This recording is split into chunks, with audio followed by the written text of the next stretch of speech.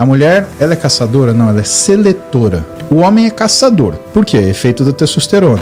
Só que eu tô vivendo numa situação que eu vivo em fissura sexual e eu tenho a sensação de que qualquer minuto, né, se alguém assobiar diferente pra mim na rua, eu vou com essa pessoa como se fosse um bicho. E eu não sou assim. Ele age instintivamente. Então, assim é comportamento sexual. Então é muito sério mexer com isso. A parte hormonal, ela exerce uma função fundamental no que é o nosso equilíbrio. Qual a função de ativos que dizem estimular a produção de testo natural, como maca, tríbulos, long jack, em pessoas naturais e em pessoas que inibem o eixo com testo? Abraço. Tá, vamos lá. Não entendi absolutamente nada. O que ele está perguntando Chama Igor Oliveira, ele. O que o Igor está perguntando ele é o seguinte: uma vez que você usa hormônio, você cessa a produção do seu hormônio próprio. Isso é fato. Tá? Então usou o hormônio de fora ou de dentro, ele para. Nem sempre ele volta a produzir. Tá? Na nossa caminhada para retomar a produção hormonal, você tem medicações que fazem com que você aumente o que é a produção de hormônio. Então você tem peptídeos, né? No caso o HCG, você tem drogas que são moduladores de receptores estrogênicos, né, que eles bloqueiam o receptor estrogênico, o teu corpo entende que é para produzir testosterona a partir disso. Né, e você tem terapias de fitoterápicos, que são adjuvantes. Então, para o Igor, né, o que essas medicações fazem, Igor, elas têm de base saponinas, que são substâncias químicas que dão a sensação de que você está com níveis hormonais normais. Mas elas não modificam o que é o teu perfil hormonal natural. O grande trabalho que estudou isso foi um trabalho feito no Reino Unido, que avaliou milhares de pacientes que estavam no ambulatório de hipogonadismo, ou seja, de baixa produção hormonal, e que foi dado, mas nesse caso, tríbulos terrestres. E o que eles avaliaram? Que 85% dos pacientes tiveram melhora da resposta clínica, ou seja, sentiram-se melhor por mais de 3 meses, porque qualquer coisa que funciona só 3 meses, a gente pode encarar como placebo. Ah, entendi. Então, por mais de 3 meses, 85% dos pacientes tiveram melhora clínica. Contudo, nenhum deles teve nenhuma alteração hormonal. O que sugere que essas substâncias elas entram em contato em áreas do cérebro em que o esteroide ele funciona como se fosse um estimulante. E o quanto isso é verdade? Bom, uma das coisas que eu mais estudo hoje na recuperação dos pacientes que fazem uso de esteroide, ou as meninas que têm efeitos colaterais graves, ou têm complicações por conta de chip de beleza, né, é justamente as funções neurológicas. A pessoa muda o jeito que ela pensa. Você vê comportamento sexual feminino, né? Isso para mim é uma coisa fundamental, porque é parte do que é importante, do que é a qualidade de vida de uma mulher. Agora, o comportamento sexual feminino ele tende a ser muito diferente do masculino. Por quê? Porque o estrogênio, a primeira coisa, é o hormônio da cognição. Então, quando a gente parte daí, a gente começa a analisar comportamento sexual feminino. Como é que é, né? A mulher, ela é caçadora? Não, ela é seletora. Ela seleciona quem é o seu par. O homem é caçador. Por quê? É efeito da testosterona. Estimula a amígdala no nosso cérebro. Ela cuida da nossa ansiedade, irritabilidade e compulsividade, então ele vai caçar. O homem é caçador.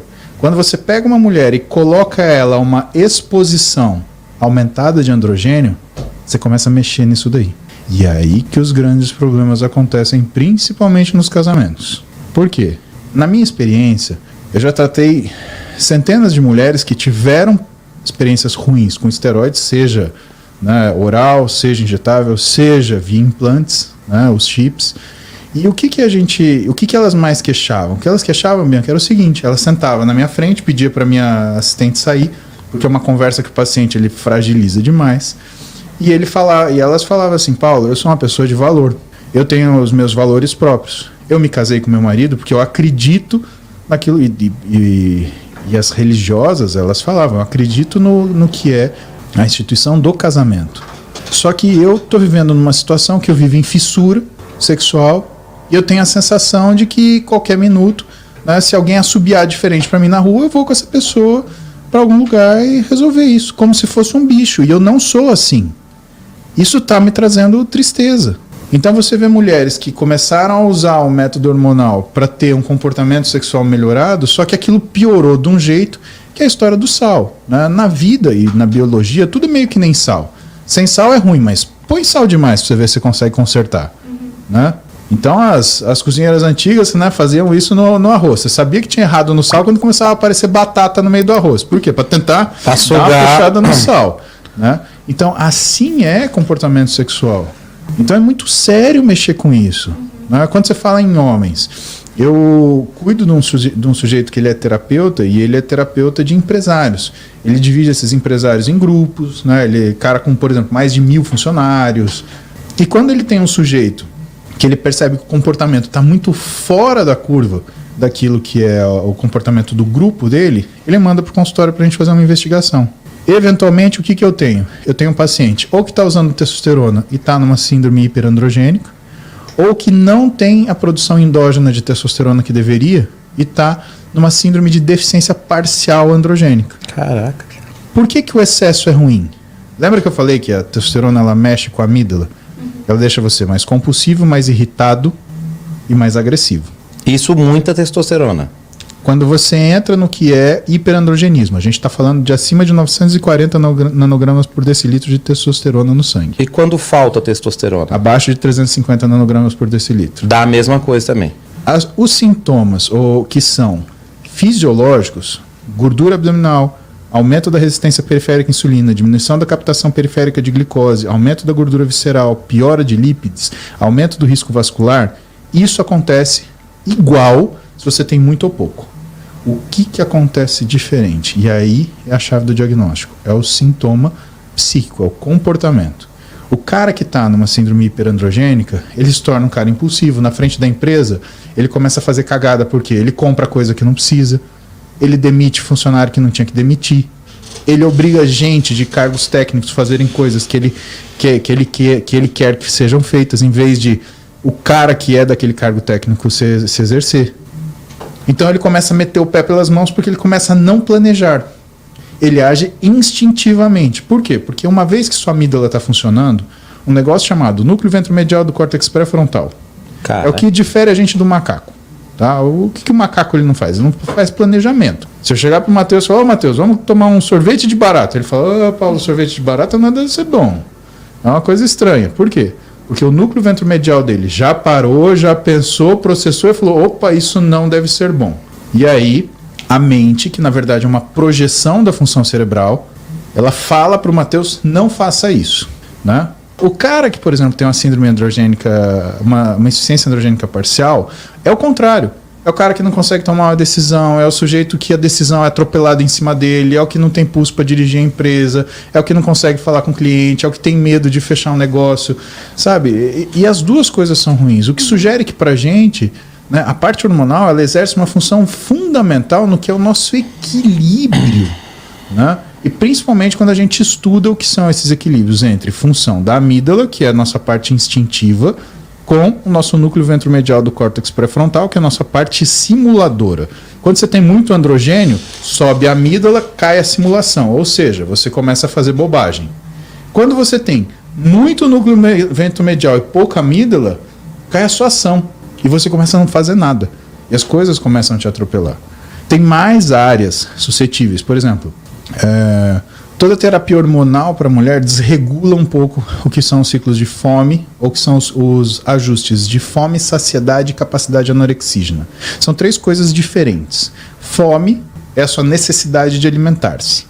Saciedade é a sua capacidade de parar de comer quando você começou. E capacidade anorexígena, de ficarmos sem comer. Quando existe um desequilíbrio, né, e o que a literatura ela vem mostrando e o que a minha experiência ela repete da literatura. Quando você pega uma mulher e você cria um desequilíbrio na quantidade de androgênio e estrogênio, quando você coloca um pouquinho mais de androgênio no corpo da mulher, não, um pouquinho não, né? Mas quando você coloca indevidamente o androgênio no corpo da mulher, porque o esteroide ele tem isso, né? São 3 critérios que regem o que é como o médico prescreve ou como um paciente ele usa uma droga. O uso, o mau uso e o abuso. O que é o uso? Eu tenho um paciente que tem hipogonadismo hipergonadotrófico, ou seja, ele não produz testosterona. prescreve testosterona para ele. Uso, estou corrigindo uma coisa. Mau uso. Esse paciente ele tem depressão, vou dar testosterona para ele dar uma animadinha. Então, existem relatos na literatura, você tem a resposta aumentada para beta-endorfina quando você usa testosterona, mas não é tratamento para depressão. Isso é mau uso. E o abuso? Não tem problema nenhum. Vou colocar testosterona, vou ver o que acontece. Né? Então, recursos estéticos puros. Né? E também não é assim, né? Imagina, é maluquice você enfiar um negócio na bunda e falar assim, agora eu vou ficar linda. Não, vai nessa. Só vai nessa. Não gasta tempo discutindo comigo. Só vai. A gente se vê no consultório, pagando minha consulta. Que você vai ver só o que você merece. Não quero não. Então, aí, o que acontece? Quando você mexe nessa... Né, quando você cria essa distância, você mexe num lugar que chama núcleo arqueado. E o núcleo arqueado, Bianca, ele faz o ajuste fino entre fome, capacidade anorexígena e saciedade. E quando você perde isso, você começa a aumentar a quantidade de comida. Então, por exemplo, a testosterona engorda. Não engorda, mas ela muda o teu comportamento alimentar. Então você vai comer mais e você vai procurar coisas mais calóricas. É só ver a diferença do homem comendo para a mulher comendo.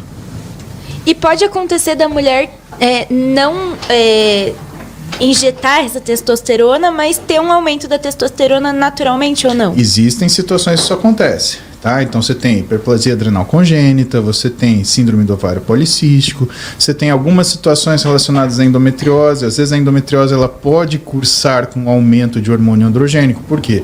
Porque ela é um aumento global de produção de hormônio ovariano. Tá? E o ovário da mulher, ele não produz o estradiol, ele produz a testosterona e transforma em estradiol. Então, por exemplo, uma mulher que... Isso a mulher ela pode desencadear, tá? Isso é uma coisa importante de falar. Por quê? Porque toda vez que a mulher ela usa um androgênio, ela faz uma coisa chamada hipertecose. A região da teca no ovário é o que produz... Da teca no ovário... é o que produz a testosterona, tá? Então, os alunos de medicina aí nunca mais esqueçam isso. Testosterona, tá bom? Vocês vão lembrar, nunca mais vocês vão esquecer. Só que essa testosterona, para ser transformada em estradiol, ela tem que ser levada na zona glomerulosa e por ação do FSH e uma enzima chamada aromatase, ela é transformada em estradiol. Quando você cria uma hipertecose, porque você dá testosterona para a mulher de forma aguda e uma dose alta, você acelera todo esse processo. Só que quando você acelera esse processo, o que é? É que nem acender uma fogueira. Então você corre o risco de criar para essa mulher sintomas, por exemplo, de endometriose a partir de um gelzinho de testosterona que ela resolveu usar. Eu usei para ver se acontece alguma coisa. Literalmente, quando você usa isso aí, dá fogo na teca. E para dar, literalmente, faz sentido. Tá com fogo na teca. Vou falar isso. Pode? Professor Matheus Ceará, um grande médico. Disse que se você colocar... Fisiologista humano, disse que o cara,